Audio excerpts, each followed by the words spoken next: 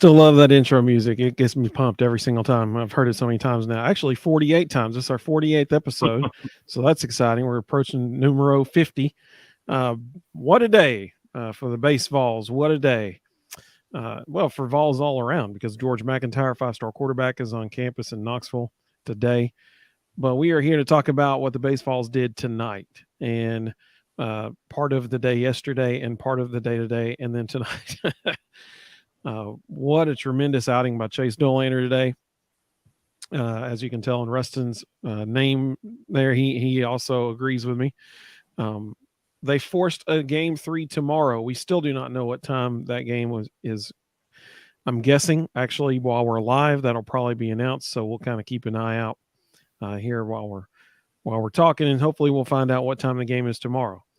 If you've looked at the weather forecast, then you know as well as I do, if they schedule that game for tomorrow afternoon or evening, we might be playing on Tuesday because there is a lot of storms in the forecast for tomorrow afternoon and evening in Hattiesburg. So honestly, I hope they play it in the morning. I hope they start it at about maybe 10 Central Time, 11 Eastern, and then they can get it in before all the storms roll in. So hopefully that's what happens, because if you're a Vol fan, Rustin, why should Vol fans be very excited about a game 3, other than the obvious that they're still playing? We're in the driver's seat. The first reason is Southern Miss's number 3 starter is just average. There's nothing special about him. He's middle of the road for the arms that we've seen this year. So we should absolutely score runs. And we've got pretty much everybody but Andrew Lindsay and Chase Dolander available. Drew Beam's going to the mound. You always feel confident when you've got him starting. But literally everybody else in the bullpen's available. Even Seth Halverson, they said they feel like he could go at least 1 inning. So when you've got literally the entire bullpen at your disposal in an elimination game, and their bullpen's really stinking good, and we're the home team, and Southern Miss's starter isn't very good, that's a recipe for a really strong day. Yeah, Todd Walker was actually interviewed, which I don't know if anybody knows this, but Todd Walker was the MVP of the College World Series in 1993. They hadn't really mentioned that on the broadcast at all over the weekend. So just wanted everybody to know that's what Todd is famous for. And he actually played at LSU. They have only mentioned that just a few times this week. But one thing that Todd actually mentioned, Tyler said, "Thank you, Rustin, for talking me off a rant ledge today. Hashtag text a buddy." He literally, so full disclosure. So he literally texted me when we were down, whatever it was, 3-4 nothing, whatever. And my response was, and I quote, "Baseball is a weird game. It can turn around really fast. So far, this is where we are, but it can turn around fast." And literally 30 minutes later, we had 3 runs on the board. Then an hour later, we had 6. And he texted me back and was like, "Okay, you're right. It's a weird game." I lived it all weekend. My son plays select baseball, and we were in a massive tournament this weekend. We played 6 games. And I watched some of the most bizarre things humanly possible happen. Baseball is just a weird game. Stuff happens. Things change in a heartbeat. My personal team, we were down 4-0 this morning and came back and won 13-6. You just never know. All of a sudden, things click. A couple of bounces go your way, and it's a totally different game. And that's exactly what happened with Tennessee today. At first, the Hall kid looked almost unhittable. And all of a sudden, we pieced together a couple of hits, and all of a sudden, he doesn't look like so great of a pitcher anymore. Then Blake Burke hits one to Starkville, and all of a sudden I just caught it. It just landed in my house right there. So, side note, did you see what they fully? At first it was just kind of rumored, but they have now proven it. Have you seen what they proved on the distance of that shot? You talking about the Google Maps thing that somebody put on Twitter? Yeah, that was kind of cool looking, wasn't it? Well, ESPN confirmed it.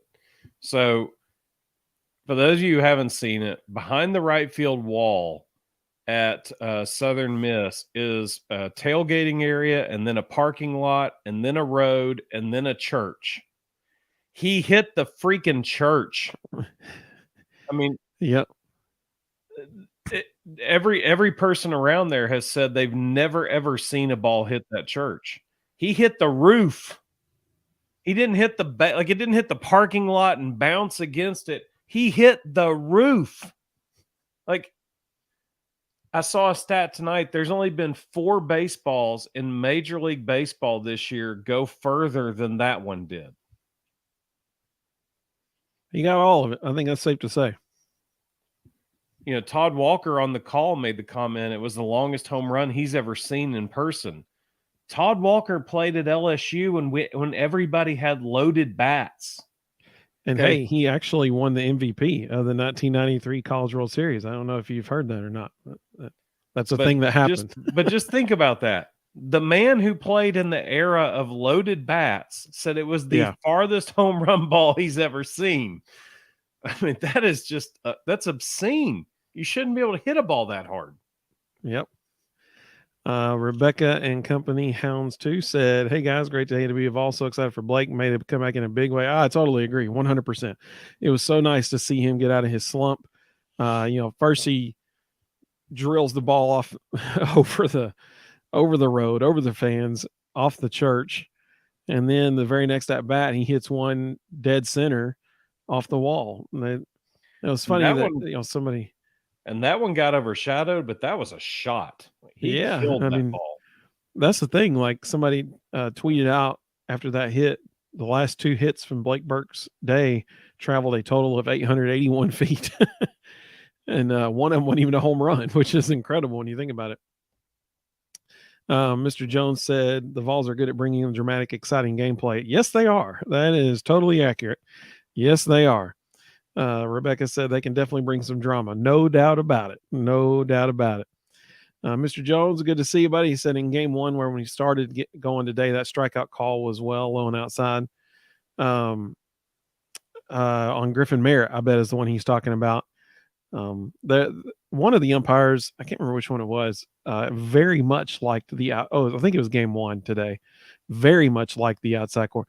Actually, it was more like the chalk in the opposite batter's box was the edge of the strike zone of that guy.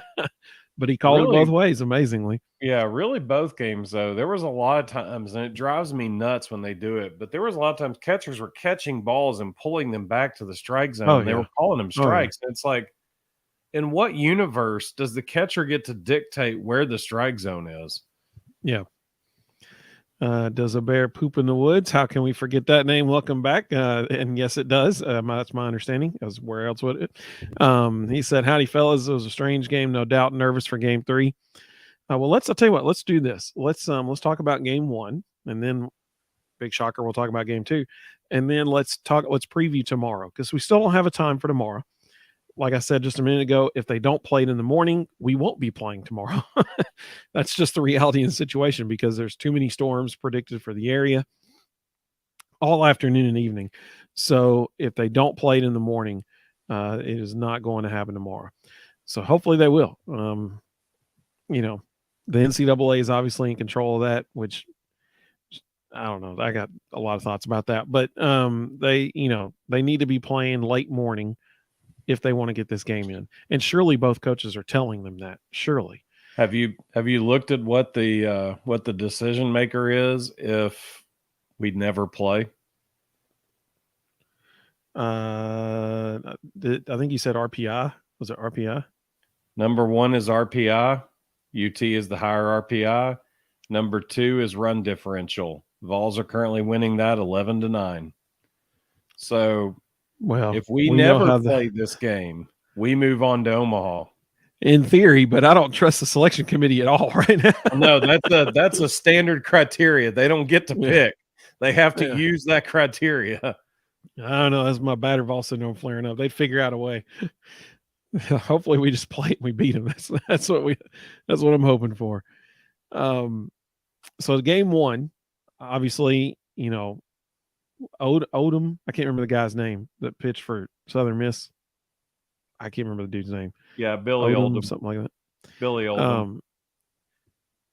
kudos to that guy, man. Like he came out tons of control over every pitch he was throwing. He did really really well. Um, there were not many barreled up balls from Tennessee. The couple that were right at people. Yeah, you can't do anything about that. You hit it right at them. Like Griffin Merritt, for example, I think it was his first at bat in game one. Hit a rope, man, just a laser to left field. It was right at the guy. You can't do anything about that. It's just part of the game. Tennessee came out first part of the second half of the game today, immediately responded, made it 4-3. And then, Southern Miss tacked on one more run. Just couldn't get timely hits. We had runners in scoring position, couldn't hit them in, couldn't get timely hits. Kudos to Seth Halverson. Now, I do want to talk about Seth Halverson in game one today because he was dominant, dominant. And we're sitting here talking about, potential game tomorrow now. And the thing that one of the unsung heroes of today, even though they lost game one, was Seth Halverson. And the reason that is because since he came in and they only had to throw one arm in the rest of game one, that saved everybody for game two and game three. So Seth Halverson was the unsung hero of the day as far as our game tomorrow, because now they got the whole bullpen essentially locked and loaded, ready to go because of Halverson, how well he did today. Then Dolander follows that up in game two. So we'll get to that in a minute. And his outing also preserved arms for tomorrow. Rustin, did you want to add anything about game one? No, I thought Seth Halverson was outstanding. Anytime you come in that situation, your job is just to give your team a chance. And he did a fantastic job of holding Southern Miss where they were and really gave us a chance to get in that game. Unfortunately, we couldn't capitalize. We couldn't capitalize on how well he threw, but no one can possibly have an issue with how Seth Halverson went out there. He was outstanding. No doubt about it. Totally agree. As we move on to game two, Mr. Jones said one committee member has a son on Southern Miss. Yeah, he's exactly right. He sure does. There's actually another. That only hurt us in the selection process. It doesn't hurt us it doesn't hurt us in the Omaha selection because that is completely numerical. There's no vote, there's no committee decision. It is strictly numbers. And I'm still concerned they'll figure out a way to make it not be that way. I need to go put my shirt on, my Battered Vol Syndrome Survivor shirt. Oh, speaking of that, hey, if you want a shirt, man, we have some, and they are good looking and something that everyone would want, I'm sure. You can find that on thevolbros.com, Battered Vol Syndrome Survivor. Wow, that is a good looking shirt. Now, game two. Actually, we had one other comment. Rebecca said, I don't trust him either. So Mr. Jones' second comment here leads us right into our discussion of game two. Good to see Dolander bounce back after that rough start. Rustin, what were your thoughts about game two as a whole? Chase was outstanding. He was just fun. There's moments throughout this season where he is just in the zone. He's very loose. He clearly looks very comfortable and in a groove, and he's unhittable when he's like that. There was one at bat that really stood out to me, and if most people have never seen this live, so it's impossible to explain. But there was an at bat where Southern Miss's best hitter was at the plate. He's a left-hander. He threw a first pitch fastball on the guy's hands at 98. Which the fact that the dude even fouled it off is pretty incredible because 98 on the hands is almost unhittable. The next pitch, Chase throws a split change. It's not a typical changeup. He splits his fingers out, so it almost acts like a split finger fastball. He threw that splitter, okay, again, 98 on the hands. He threw that splitter at 87. It started on the inside corner of the plate, and Cal Stark caught it off the outside corner of the plate. It literally ran the entire length of the plate and dropped. When the starting pitcher can do that, you're losing. Like you're not going to hit him. It's game over. He has absolute mastery of everything in his arsenal, and you are going to lose. And he was just, the phrase "he's dealing" is an understatement. He was just so dominant. And once he got settled in, he was pretty much unhittable. Like, people watch guys put balls in play, but if you really watch that game, Southern Miss never really, after Chase settled down, Southern Miss never put a ball in play hard. Like, it was just basic fly balls, routine ground balls. Like, there wasn't anything overly impressive. And that's totally Chase Dolander. I think at one point he retired 14 out of 15 straight hitters. He got up to 17 out of 18. Yeah, I mean, that's incredible. I mean, that's just in a super regional. That's incredible. Yep. Absolutely incredible. Tyler Goldberg just said, you're good when your opponent tells you suck after you strike him out. Yeah. What was that dude thinking? You just looked awful on a fastball in the eyes that you swung at, and wasn't even a strike. You strike out because you swing at a ball in your eyes because you have no idea what's coming next, and then you yell at the pitcher that he sucks. And I love Chase's response. He just kind of goes like this and turned and pointed at the scoreboard. Yeah. Derek Bigham said, "Go Vols!" Absolutely. Hey, good to have you with us, Derek. Good to have you. TK81, good to have you. And he said, "Go Big Orange!" Absolutely. So Dolander, the bottom of the third and the top of the fourth. Well, that was the whole game right there, wasn't it? The bottom of the third, Southern Miss comes in, scores 4 runs with no outs. And Todd Walker mentioned, I don't know if anybody knows this, but he's actually the MVP of the College World Series in 1993. They mentioned that on the show today. I caught that all 23 times. But they mentioned he kept coming back to it as well. The play Zane Denton made down the third baseline, diving and getting up and throwing that dude out. First of all, that's Sports Center top 10 material right there. But secondly, what a tone setter for the rest of the whole game. Here they are. They're all the momentum is with Southern Miss. They scored 4 runs with no outs in 1 inning. And all of a sudden, the next dude up ropes a line drive down the third baseline, and Zane makes that play. And talk about a statement like, hey, we're not done. We are not done. We're here. We're going to play this game. And that was a huge statement right there by him, the effort that he put forth on that play. And then, they get out of the inning. They don't allow another run the rest of the whole game. Dolander just starts, like his best outing from the fifth inning on, his best outing of potentially the whole season. It was just incredible. And that one play was like a statement, like, we're not done. Let's go. That kind of stuff. And it was awesome, man. It was great. And then they come in the top of the fourth and kaboom, bat around the whole order in the top of the fourth. So good to see. First of all, I love Jared Dickey's aggression. He does not waste an at-bat. That's one thing that frustrated me so bad several times today. It seemed like, especially when Maui Huna was up there were wasted swings. Yeah.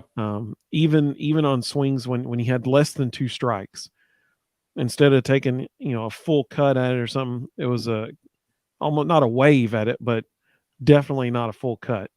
And, it's frustrating to see, but you'll never get that with Jared Dickey. He takes advantage of every swing, and I love that.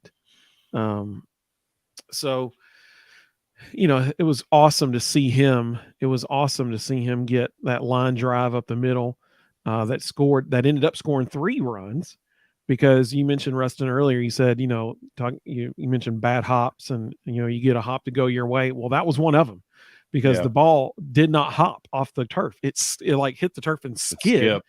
and went right under the guy's glove. And it's totally surprised him, Etzel, or totally surprised him too, because 99 times out of 100, that ball hits the turf and bounces up. And it didn't. It just like, boom, it just skipped right along the turf there. Went right under his glove. Totally surprised him too. And it ended up allowing 3 runs to score, which was huge because, early in the game we had bases loaded and didn't capitalize on it. And so it was a huge, huge deal to bust that open right there. Man, oh man, what a difference a half inning makes. Yeah. And so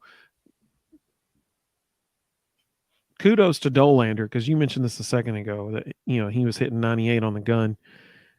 When he came back out to start the 9th inning, first of all, I texted Rustin and our dad, and I said, if in the bottom of the 7th, I said, if Dolander can get us through the 8th inning, and then they bring in Kirby to end it, talk about totally different pitching. You go from this flame-throwing right-hander that, has a fastball that's running 9 inches, that kind of thing, to a big looping curveball lefty that's topping out at like 88. That is a big difference. And I don't think Southern Miss could have adjusted in 1 inning to that big of a difference. But, Dolander goes back out there. I think when he jogged out there for the 9th inning, and somebody can correct me on this, I think he was at 107. No. He was at 105 pitches, I think. Yeah. Somebody can, double check me on that. It was at least 104. I know that. And the first pitch of the 9th inning was 97 miles an hour.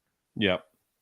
He still had every bit as much velocity as he had the whole game long in the 9th inning after 100 and something pitches. That's incredible. Every single major league scout was drooling when they saw that. I mean, that game listen, everybody already knew Dolander was going to be a top 10 pick in the draft. That game right there just solidified it and made him a lot of money. Yeah. And so I was super thrilled for him. And you could tell it meant a lot to him too. And especially that 1 inning when he was so pumped up, he's screaming, yeah, as he comes off the mound. He was loving it. Mr. Jones said, our pitching depth has shown up a few times this postseason. Hope we can come out and dominate tomorrow. Absolutely. 100%. And man, we're going to talk about that here in just a second, actually. TK81 said, did y'all hear about the drama in the stands? Yes. Okay, so here's what TK81 is talking about. I think it was like the 4th or 5th inning. Yeah. A Tennessee fan got ejected from the game. Turns out it was Christian Scott's dad. Well, about 2 or 3 innings later, and if you want to hear the whole story, you can go to Ben McKee on Twitter. He's the one that was tweeting it out as it was happening. But Ben McKee tweeted out apparently what security started investigating the situation, and what they discovered was that there were fans for Southern Miss throwing cups at. Now he didn't say if they were empty or not. I think they probably were, because I didn't see, they kept showing Tony's dad in the stands, and it didn't seem like his shirt was wet or anything. But these fans kept throwing their cups at Tony Vitello's dad up in the stands, which, I mean, what in the world? So apparently after that, the police went and got Christian Scott's dad from outside the stadium and brought him back into the stadium and let him readmit, and they threw out the guy that was throwing the cups. So apparently there was a lot of back and forth between Tennessee fans and Southern Miss fans, and they were talking about after the game potential security, for tomorrow, making sure that they were stationed and so that they could break up anything, that kind of stuff. They're already planning on it for tomorrow. So yeah, there was some stuff going on in the stands for sure. So after that happened, it actually happened again in the bottom of the 8th. Somebody else decided to take up that dude's mantle and keep throwing crap at Tony Vitello's dad. And Dad Vitello went up in the stands after him and called him out. So it actually happened twice. Does a bear poop in the woods said, I thought the same thing. I believe he was referring to when we were talking about, based on when that comment came through, when we were talking about wasted swings and at bats and that kind of stuff. it was absolutely. I mean, it wasn't just Maui, as several people, or a few people, but definitely Maui had a couple wasted swings today. Mr. Jones said it was great to see you, throwing out a runner at second base. Absolutely, Cal Stark has certainly made his presence known defensively. If he can get hot offensively, that's just icing on the cake at this point. It's going to be interesting to see what Maui does after this season. Coming into the season, everybody just assumed this was a one and done scenario, that he would go on to major league draft and be gone. He's technically got another season, and I think he's found out the hard way this year that maybe Tennessee's schedule's a little harder than Kansas's was. No doubt about it. And No doubt about it. maybe his numbers were a little inflated because of Kansas's schedule. And he really needs another year in the SEC to prove to pro scouts that he might be as good as they thought he was. Now, exactly. Defensively, that dude is phenomenal. Like, people get upset when he makes errors. The errors he makes, you just don't understand baseball. Like, he makes errors because he's doing things the right way, and balls, just for whatever reason, he gets a lot of bad hops. Okay, so today he got one. There was a ball that was hit at him early in the game, in game 2, and man, that was a wicked high. It just ate him up. Like, no one feels that ball. Just so we're all clear. I mean, that was a wicked hop. Arm strength is way above average. I mean, his arm strength might be top of the list in all of college baseball. Footwork is phenomenal. The big question, his speed is excellent. The big question mark has become consistency at the plate. Right. And so I think it'll be interesting to see, because Zane Denton's got a year left too.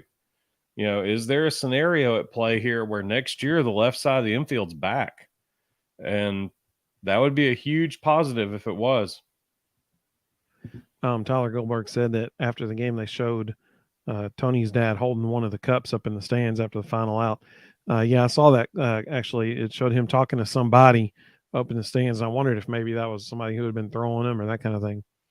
Let me tell you right now, Tony gets his toughness not a from man somewhere. You want to mess with. That exactly. dude, he does not care. He will come take you out. That is not a man you want to mess around with. And so earlier when I was mentioning, that they go Dolander, and if they had brought in Kirby, it would have been such a juxtaposition. And Tyler said, Tennessee just said, well, we'll make it faster. You're seeing 97, 98. Well, here comes 99 and almost 100 at you. No, he did. He touched 100 once. Todd Walker actually mentioned it because it didn't pop up on the radar screen, and he made a point to say it, that he goes, that one was 100. He was feeling it. Elijah, good to see you, buddy. He said, let's just hope we can actually play the game tomorrow. Yeah, 100%. Because, I mean, there's storms all in the forecast. If they don't play it in the morning, we will not be playing. I mean, that's just the reality of the situation. Unfortunately, I was just looking at the scores. We're not going to know anytime soon. Stanford and Texas is just in the second inning. And, if Stanford and Texas go to game 3, that'll be the primetime game, because, you've got California and Texas. It's 2 major markets. ESPN will put them in the main time slot. Kentucky, LSU is about to beat Kentucky, most likely. That series is done. Oral Roberts, ironically, is about to beat Oregon, which means maybe. After 2 massive comeback and walk-offs opposite nights, who knows in that one? Yeah, well, it's top of the night, and it's always possible. It's top of the ninth, and they're up 3. So that means there would only be 2 games tomorrow: Tennessee, Southern Miss, and Texas, Stanford. ESPN's going to put the big market games in the primetime slot, so that means we would be like 3 o'clock. Who knows? Yeah, I mean, like I said, if they don't play in the morning, they're not playing. I mean, that's just the bottom line, because there's going to be too many storms. It'll be a repeat of Saturday. They'll get out there, throw a couple pitches, and then all of a sudden, here comes the lightning. Rob said Blake Burke hits massive home run to show. As of today, he is no longer a teenager. Man, wasn't that cool? Everybody, it seems like everybody gets a good hit on their birthday. It seems like that. And Blake got 2 of them, and one of them was an absolute missile over the right field fence. Rob, good to see you too, man. We appreciate you joining us. So Does a Bear Poop in the Woods said, that name kills me. The commentators say that Dolander said happens every time when he was taken out. I didn't see, but wondered if he did and what he was referring to. Okay, good question. Yeah, he said it. So when it was funny, he turns around and starts walking off the mound towards the back, and when he turns back around, you could read his lips. He said, "Happens every time," like that. I mean, it was just clear as day. You can read his lips. So the last time he was out there, he got to, I don't know, I think it was the 9th inning, and he got 1 out in the 9th inning, and they took him out after that because he walked a guy, and so Chase Burns came in to relieve him then. A couple games back, oh man, I can't remember when it was. It was one of the last 2 regular season series. Dolander throws an incredible game. He gets a couple runners on. They bring Chase Burns in, and that was the game that Chase didn't do so well, and they end up scoring a bunch of runs in that inning. And so that's what he was referring to. Every time he'll make it to late in the game, even the 9th inning, and then they take him out, and here comes, after one guy gets on base, they take him out, and here comes in Chase Burns. I totally understood them taking out Dolander tonight because 111 pitches in the game, and that was his first walk in the 9th inning. He hadn't walked a single person the whole game. That's incredible. And that was his first walk. And listen, in that situation, there is no tomorrow if you don't win. You can't risk it. And so, as soon as they, and the type of walk makes a difference. Like, sure, if he was pounded in the strike zone and that hitter fouled off 3-4 pitches, and he drew a walk, but you were still attacking the zone, that's a different animal. He walked that dude on 5 pitches, and 3 of them were nowhere close. Yeah, that first pitch slipped out of his hand and wasn't even near the zone. Yeah. I mean, I was actually kind of shocked that Cal Starkey was even able to catch the ball. So I mean, that was indicative of it's time, and you can't waste it. And wonderfully, Burns comes in, throws 6 pitches, and we're done. So he 100% will be back out on that mound tomorrow. I mean, I would be, unless Drew Beam is just tearing it up. I mean, you think about it. Literally the entire, they can go out there tomorrow, throw Drew Beam, follow him up with Russell, Camden Sewell, Kirby, if they want to, Halverson. I'd be shocked if Halverson gets in there tomorrow. I don't think he will. But if they wanted to, he could. They've already said that he feels like he's got at least 1 inning in him, and Chase Burns absolutely will throw tomorrow. You could see Chase Burns for 2 to 3 innings tomorrow. Yeah. He only threw 10 pitches tonight. Yeah. So, I mean, that was wonderful that he was able to get out of the inning that quickly. That double play was huge, because that is a tremendous help for tomorrow. Mr. Jones said, Chase Dolander. Yeah, for real, right? He made some money tonight, no doubt about it. Mr. Jones said, I think Vols baseball being good and exciting also helps in football recruiting. 100%. Same thing for softball. Same thing for basketball. When there is a winning culture, people like to be around winning. People like to be around excitement. Tennessee can tell every recruit, hey, we had the best athletic department in the SEC this year. And that's not me saying that because I'm a Vol bro. That's who was it? Like the AP Media or somebody gave out their award for this, which programs had the best year. No, it was the conference. It was the SEC office. They gave it out. And Tennessee's athletic department won the award this year for best athletic department performance because of all the teams they had that were so successful in all the different sports. I totally agree. It 100% helps in recruiting. What do you think, Rustin? So, I mean, we just had J.J. Harrell decommit, and honestly, I think it's because we're about to see Amari Jefferson commit. He's already committed to baseball, big-time baseball prospect, 4-star wide receiver. The hardest time for coaches to recruit is during the season. And so they've got to have things they can take guys to during the off season that show the passion of the fan base, show what a day on Rocky Top is like. So when basketball's good, that helps football. When baseball's good, I mean, we've seen pictures of Josh Heupel and other coaches sitting in the stands at baseball games with recruits. Yep. It speaks volumes when they look around and they see the atmosphere at a Tennessee baseball game, when they see the crowd, when they hear they're doing a $60 million renovation because they can't get enough seats, they sell out everything. It speaks volumes. I'm really interested to see what happens with Amari Jefferson. Again, he's already committed for baseball.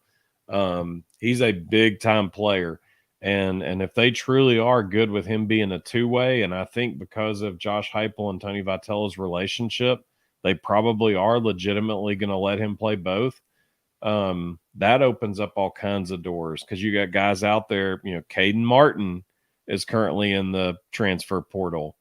For those of you who don't remember, that's T. Martin's son that dropped football, even though he was one of the best quarterbacks in America, to focus on baseball.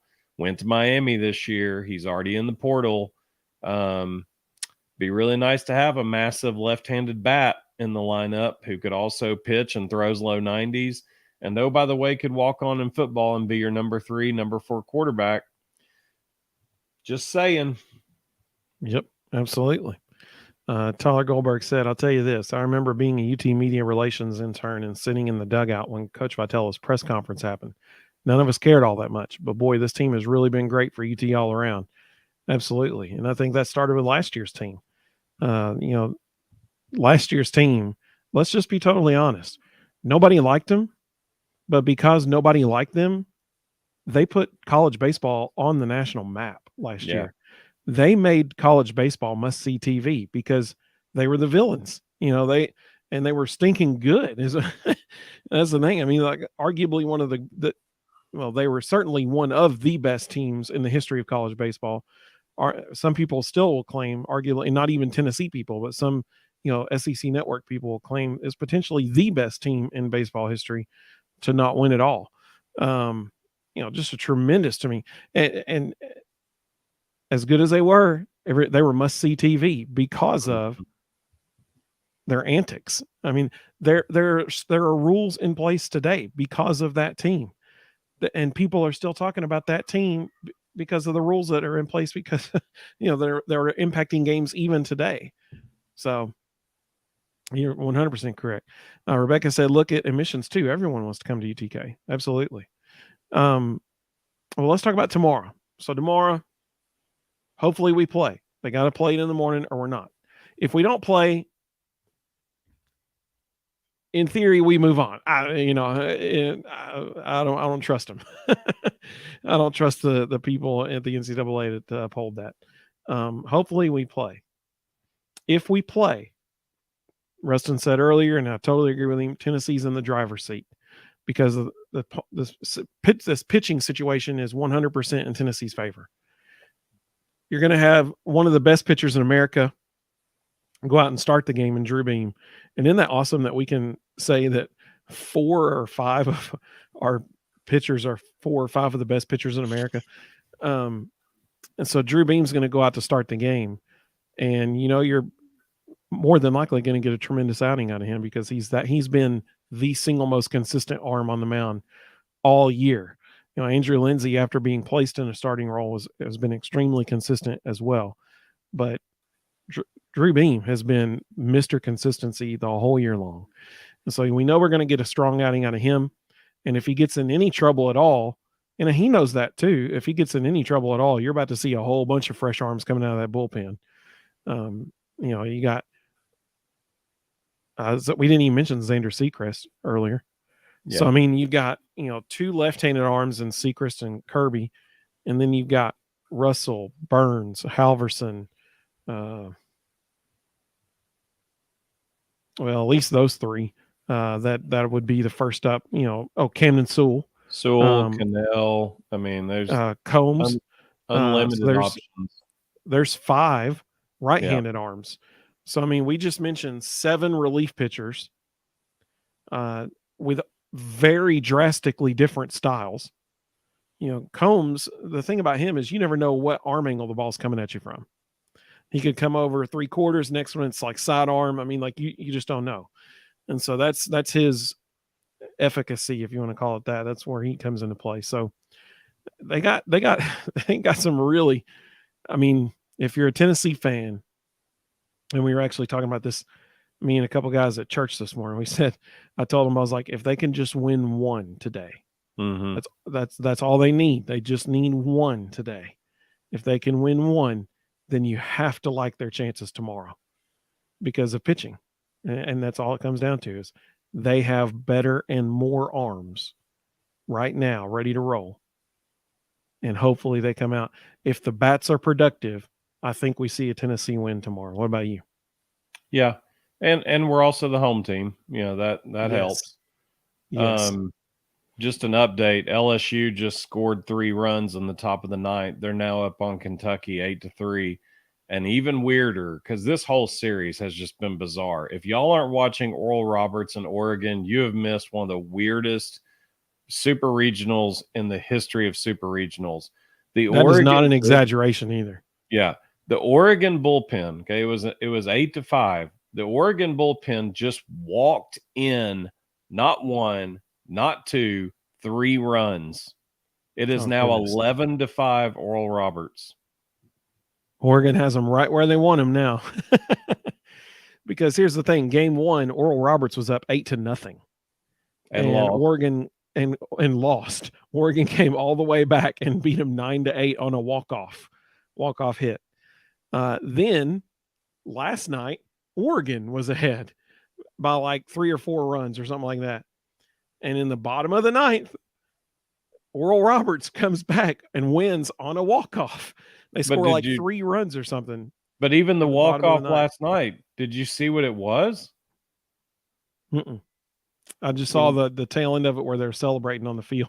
The tying run was on third. The winning run was on second. Guy hit a ball down the line with a weird spin on it. It landed right on the foul line and kicked sideways into the bleachers for a ground rule double. That explains why. So I was wondering why didn't even get to make a play on it, and the winning run scored because it kicked into the bleachers. Oh my goodness! So that explains it, because I remember seeing his team mob him at second base, and I'm like, wait, what? Like I thought it. I figured maybe it was like a base hit and the winning run was on third or something like that. But it was literally now. It literally landed on the line. It was so close, they reviewed it to make sure it wasn't a foul ball, and it literally landed right on top of the line, and it had a weird side spin and kicked sideways into the bleachers for a ground rule double. So that means that probably, like Rustin said a minute ago, there will only be 2 games tomorrow. Texas and Stanford, potentially, and Tennessee and Southern Miss. Now, what if, and I don't know the answer to this, that's why I'm asking. What if the game gets lightninged out? Because it's not going to get rained out because they got a turf field, but it could get lightninged out tomorrow.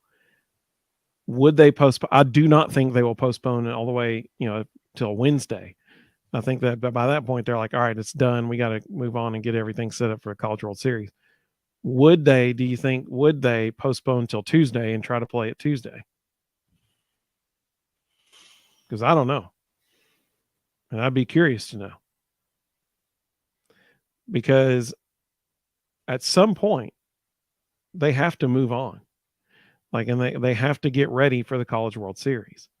And I would venture to guess that Wednesday is that day. I think they might postpone it till Tuesday, but then we got to start thinking about that. That puts both Southern Miss and Tennessee at a disadvantage, whoever advances to the College World Series, because now you're playing on only 3 to 4 days rest while everybody else is on 5, 6, maybe potentially even 7 days rest, depending on when they, were playing. I think we're paired up with the LSU Kentucky regional, which means that, they're going to be done tonight. So they're going to have Monday, Tuesday, Wednesday, Thursday, Friday. If we play on Saturday, that's 6 days rest. If we end up playing on Tuesday, that's Wednesday, Thursday, Friday, 3 days rest. That's a big difference. And so, I'd be curious to know at what point they're just going to be like, all right, we're calling it. It might be after tomorrow. I don't know. They might not even try postponing it till Tuesday. But here's the thing. Like this isn't some crazy hypothetical conversation we're having right now. This legit could happen. Because if they try to schedule this game for tomorrow afternoon or early evening, it will not happen. The game won't play because there's too many storms in the forecast. And so it'll be the same situation we had Saturday night. They'll get out there, they'll start the game. All of a sudden, lightning strikes, and you got a 30-minute delay. 20 minutes into it, oh, more lightning, another 30 minutes added on. I mean, if that means Tennessee advances, then let it pour, I guess. But if I guess I'm too jaded. I'm not going to trust the people at NCAA to do what's right. So I hope they play, and I hope they play it early. Start at like 11 o'clock Eastern time. That way it is in. I can't find anywhere what happens as far as how long it can be postponed. I would think they could play on Tuesday because the College World Series won't start until Saturday. So if they play on Tuesday, that gives them a travel day on Wednesday, which is when they would travel most likely anyway. They might just not travel from UT. They might travel directly from Southern Miss. And remember, none of these guys are in class anymore. So it doesn't matter if they go back to Knoxville or not. They can just go on to Omaha from there. I would have to think they're allowed to play on Tuesday. And depending on when they're able to leave Tuesday, they might be able to go back to Knoxville, spend Tuesday night in Knoxville, fly out on Wednesday, even maybe fly out Thursday morning, have practice in Omaha Thursday and Friday, and play Saturday.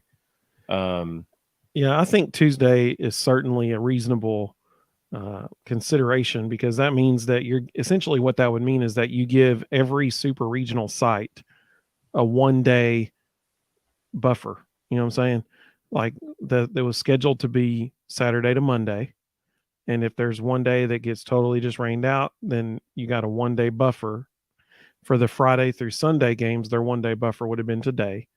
Would have been tomorrow, that kind of thing. So I think that makes sense to give them like a 1-day kind of leeway area, so that if there's, inclement weather, then there's at least a 1-day buffer. So I would venture to guess that Tuesday probably would potentially be in play, but I don't see how they can go past Tuesday. I mean, I don't see how they could. Mm-hmm. And I know Southern Miss, if that gets to be the case, then Southern Miss is going to do everything impossible to make sure they play on Tuesday. And if they can't play on Tuesday, then they're going to make sure to try to get it on Wednesday. But you can't do that. Like you can't do that to the people in Omaha, because they're trying to get ready for this too, and get the stadium set up with the proper flags and stuff out on the stands, and all the media people are trying to get all their graphics and all that kind of stuff done. I just don't see how you can go past Tuesday, but that's just me. Well, any last thoughts before tomorrow? It's a weird thing. I think I get more nervous about baseball games than football and basketball, because football and basketball, in my opinion, are a little more predictable. You just never know what you're going to get in a baseball game. Some random kid that hasn't had a very good year all year could all of a sudden decide he's going to be lights out for one day, and keep people baffled and quiet bats, or vice versa. Drew Beam could come out and, for whatever reason, just not be feeling it and implode. I feel like whoever is on the mound, they're all going to have a short hook, because 100%. they've got so many guys available. There's no reason to allow anybody to get them in a hole. Right.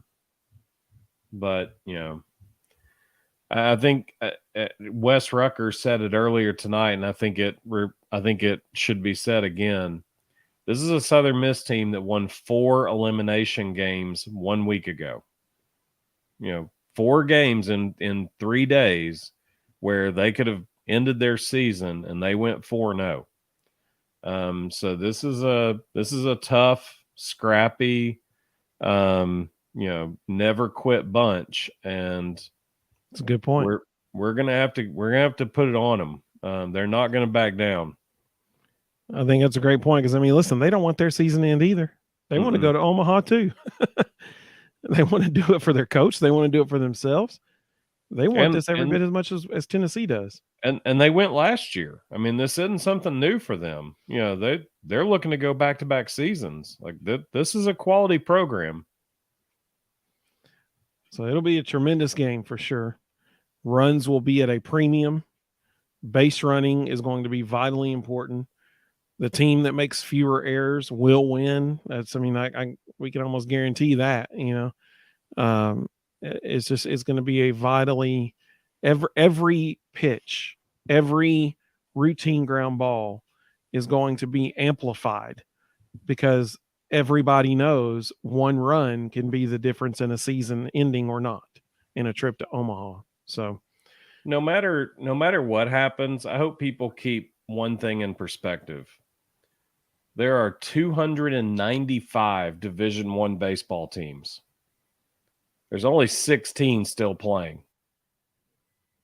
In the history of the University of Tennessee, UT has gone to 5 super regionals. This is Tony Vitello's 3rd. He has 3 of the 5. Anyone who wants to criticize that has no idea what they're talking about. What that man has done has just been absolutely incredible. Absolutely. 100%. That's the thing. I was thinking about that when they were down 4-0. I was like, if this is it, I was thinking about this show tonight, like what I was going to say. And I was going to say, they made it to the super regionals. Like, that's incredible. That is a good season. It's a great season. So, there's nothing to be upset about in that. But the thing is, a lot of people put football parameters on other sports. There's only 132 Division I football programs. There's 295 Division I baseball programs. Being in the final 16 is stinking impressive. Oh yeah, absolutely. Anytime you make it a super regional, that's a good year right there. So hopefully with the pitching that they have available tomorrow, they'll be playing in Omaha this weekend. That's the hope. Because like Rustin said, whoever walks out, Drew Beam's going to walk out on the mound first. But every single person walking out there knows if they don't have it, they're not staying in long. And they understand that. And that's not something to be upset about. If you're pitching and you don't have it that day, no big deal. You can't wait. There is no tomorrow. You have to win. And so everybody who has eligibility in that bullpen will be eligible tomorrow. Every single arm is going to be all hands on deck. Well, as soon as we find out what time that is, we will certainly tweet it out as well. We appreciate everybody following us on Twitter and Instagram and Facebook. We are certainly the most active on Twitter by far and away. We were having fun with that today during the games. And so we'd love for you to follow along with us tomorrow as we're watching the game as well. We'll be tweeting at your net. So it's at the Vol Bros on Twitter, Facebook, Instagram, and YouTube, where most of you are watching right now. Actually, everybody right now. For those who were watching on Facebook and Twitter, we appreciate y'all watching. But go Vols tomorrow. Big game if they get it in. Hopefully they will. And hopefully Tennessee comes out and handles business and pitching dominates. And we see the same type of performance that we saw from the 4th inning on today in the game 2. We hope everybody has a wonderful evening. Thank you all so much for joining us. We had a lot of great interaction tonight. We really appreciate that. That's our favorite part about this. So we hope everybody has a wonderful evening. Go Vols. Big game tomorrow. And we will talk to you very soon.